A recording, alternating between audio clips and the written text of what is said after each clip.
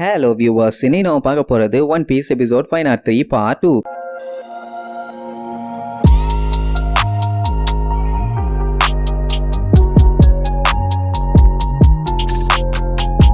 Open பண்ணா அப்படியே விடியுது. ஏசை இன்னுமே கட்ட விட்டு அவுக்கவே இல்லை. காலங்காத்தால டாடன் வந்து பார்த்துட்டு இப்பவாச்சும் உனக்கு மூளை வந்துச்சா, நான் சொல்றத கேப்பியான்னு கேட்டவன ஓகேமா உடனே அவன் கட்ட அவுத்து விடுவாங்க. அதே நேரம் லூஃபி எங்கன்னு கேட்டா அவன் நைட்டு பூரா உட்காந்து அழுதுகிட்டே கிடந்தானாமா. இப்ப பையன் எங்க இருக்கான்னு தெரியல. அந்த டைமுங்கும் போது ஒரு லெட்டர் ஒன்று வந்திருக்குமா, அதை பார்த்துட்டு காட்டுத்தனமா டோகரா கத்துவான். பாஸ் இங்க பாருங்க, இதை பார்த்தா நீங்க நம்பவே மாட்டீங்கன்னு. யார்கிட்ட இருந்து அந்த லெட்டர் வந்திருக்குன்னு பார்த்தா சாபோ. உடனே ஏசு அந்த லெட்டரை என்கிட்ட கொடுங்க, அப்பதான் நான் அந்த டவுனுக்கு மறுபடியும் போகாம இருப்பேன்னு சொல்லிட்டு அந்த லெட்டரை பிரிச்சு படிக்க ஆரம்பிப்பான். ஏஸ் லூஃபி, நீங்க நெருப்புல மாட்டாம தப்பிச்சிருப்பீங்கன்னு நான் நம்புறேன். உங்களை நினைச்சு நான் ரொம்ப கவலைப்பட்டேன். ஆனா கண்டிப்பா நீங்க நல்லா இருப்பீங்கன்னு எனக்கு ஒரு பெரிய நம்பிக்கை இருக்குது. இத சொல்றதுக்கு நீங்க மன்னிச்சிருங்க. ஆனா இந்த லெட்டர் உங்க கைக்கு கிடைக்கும் போது நான் ஆல்ரெடி கடலை போட் எடுத்துட்டு கிளம்பி இருப்பேன். இருக்கிற நிலைமையெல்லாம் பார்த்தா உங்களுக்கு முன்னாடியே நான் கடலுக்கு போய் ஆகணும் போல. ஏன்னா நான் இருக்கிற இடத்துல நிலைமை ரொம்ப மோசமா இருக்கும்னு கதையா எழுதியிருப்பான். ஆக்சுவலா இது எப்ப தெரியுமா எழுதியிருப்பான், செக்யூரிட்டி அடிச்சு போட்டு எஸ்கேப் ஆகிறதுக்கு முன்னாடி உட்கார்ந்து எழுதிட்டு இருந்தானே, அது இதுதான் படிக்கிற மாதிரியே எழுதிட்டு இருந்தானே. சோ இதுக்கப்புறம் என்னோட டெஸ்டினேஷன் எங்க வேணாலும் இருக்கலாம். ஆனா ஒரு நாள் இல்ல ஒரு நாள் நான் நல்லா ஸ்ட்ராங்கா மாறி ஒரு பெரிய பைரட்டா மாறுவேன். நம்ம 3 பேருமே ஒரு நாள் ஃப்ரீயான ஸ்ட்ராங்கான பைரட்டா மாறணும். கண்டிப்பா ஒரு நாள் நம்ம எங்கேயாச்சும் மீட் பண்ணலாம், அதுவும் இந்த பரந்த கடல்ல. சரி, நம்மள யாரு பெரியவன், நீயா நானா? சொல்ல போனா 2 அண்ணனுங்க ஒரு தம்பி. என்ன பொறுத்த வரைக்கும் எனக்கு கிடைச்ச ஒரு பெரிய ட்ரெஷரே நம்ம பிரதர்ஹுட் தான். நான் அதை என்னைக்குமே மறக்க மாட்டேன். லூஃபி இன்னுமே வீக்கா இருக்கனால எப்ப பார்த்தாலும் சின்ன பையன் மாதிரியே அழுதுகிட்டு இருக்கான். அட என்ன இருந்தாலும் அவன் நம்மளோட தம்பியாச்சே, அவனை கேர் பண்ணி பாத்துக்க வேண்டியது நம்மளோட பொறுப்புன்னு எழுதியிருப்பான். இதெல்லாம் படிச்சு பார்த்துட்டு அழுகாத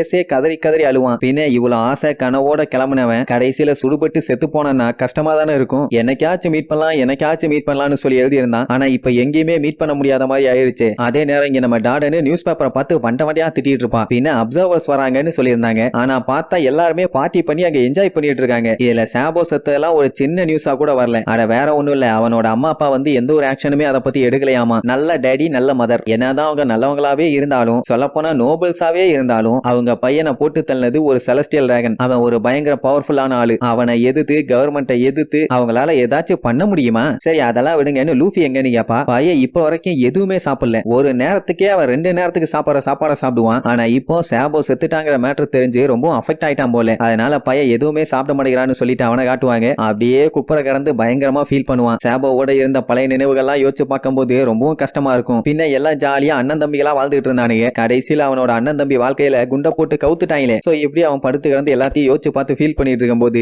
ஏச நறுக்குன்னு நட்டு மண்டையிலே நச்சுன்னு ஒண்ணு வச்சு, எவ்வளவு நேரத்துக்கு தாண்டா இப்படியே இருக்க போற, நம்ம காட்டுக்குள்ள மறைச்சு வச்சிருந்த ட்ரெஷர் எல்லாமே காலி. அட எப்படி சொல்லுவான்னா, ஒன்னு ப்ளூ ஜாம் க்ரூல இருந்து தப்பிச்சவங்க அதை போய் எடுத்துருக்கணும், இல்லைன்னா மிலிட்டரி ஆளுங்க கண்டுபிடிச்சு எடுத்திருப்பானுங்க. எனக்கே தெரியலன்னு தான் சொல்லுவானே தவிர கன்ஃபார்மா அவனுக்கே தெரியல. அண்ட் இப்ப சொல்ல போனா அவனுக்கு அந்த ட்ரெஷரை பத்தி எல்லாம் கவலை இல்லையாமா. அந்த சேவிங்ஸ் எல்லாத்தையுமே சாபோ கூட ஷேர் பண்ணிக்கலாம்னு இருந்தான். ஆனா இப்பதான் சாபோவே இல்லையே. இதுக்கப்புறம் அது இருந்தா என்ன இல்லாட்டி என்ன, அதை ஒழுங்கா ப்ரொடெக்ட் பண்றதுக்கு நமக்கு துப்பு இல்லைன்னா அது இருந்தா என்ன இல்லாட்டி என்னம்பா. அப்போ லூஃபி ஏச கூப்பிட்டு, நான் இன்னும் ஸ்ட்ராங்கா மாறணும் இன்னும் இருப்பான். ஏன்னா அப்பதான் அவனால யார வேணாலும் எப்ப வேணாலும் ப்ரொடெக்ட் பண்ண முடியும். சோ இதுக்கப்புறம் இதே மாதிரி அவன் மத்தவங்க யாரையுமே இழக்க கூடாதுன்னு நினைக்கிறான். அதனால ஏஸ் கிட்ட கெஞ்சுவான், தயவு செஞ்சு நீயாச்சும் சாகாம இருன்னு. ஏச நடுவு மண்டையில நச்சுன்னு ஒரு போட போட்டு, முதல்ல உன்னை பத்தி கவலைப்படுறா வெங்காயம், அதுக்கப்புறம் என்கிட்ட வா, நீ ஏன் பயங்கர வீக்கா இருக்க, முதல்ல நான் சொல்றதை கேளு, நான் கண்டிப்பா சாக மாட்டேன், தேவையில்லாம கவலைப்பட்டு அழுதுகிட்டு இருக்காத, சாபோ உன்னைய பத்திரமா பாத்துக்க சொன்னான், அதனால நான் கண்டிப்பா சாகவே மாட்டேன். ஏன்னா உன்ன மாதிரி ஒரு முட்டா பைய தம்பியை விட்டுட்டு என்னால மட்டும் எப்படி நிம்மதியா இருக்க முடியும், அப்படி எப்படின்னு கொஞ்சம் ஆறுதலா தான் பேசுவான். இப்ப என்னன்னா சாபாவை எது கொன்னுச்சு எப்படி கொன்னுச்சு ஏன் அவன் செத்தான்னு ஒண்ணும் தெரியல. ஆனா அவன் ஃப்ரீடம்னு உன்னை பாக்குறதுக்கு முன்னாடியே செத்துட்டான். அவனால என்ன முடியாம போச்சோ அதை நம்ம அவனுக்காண்டி செஞ்சு காட்டுவோம். நம்ம வாழும் போது எந்த ஒரு விஷயத்தையும் நினைச்சு ரிக்ரெட் பண்ணாம வாழணும், புரியுதா அப்படின்னு ஓகேம்பா. அப்போ ஒரு சின்ன பிளாஷ்பேக். நோபல் ஃபேமிலியில பிறந்தவங்களுக்கு 18 வயசு ஆயிருச்சுன்னா அவங்க ஒரு முழுமையான நோபல்ஸா மாறிடுவாங்க. சோ அதுக்கு முன்னாடியே 17 வயசுலயே அவன் கிளம்பணும்னு முடிவு பண்ணான். அதெல்லாம் யோசிச்சு பார்த்துட்டு நம்ம ஒரு நாள் கடலுக்கு போவோம், நம்ம ஆசைப்பட்ட வாழ்க்கையை நம்ம வாழுவோம், சுதந்திரத்தை நம்ம தான் தேடி போகணும். ஆனா அதுக்கான விளைவா நம்மளை எதிர்த்து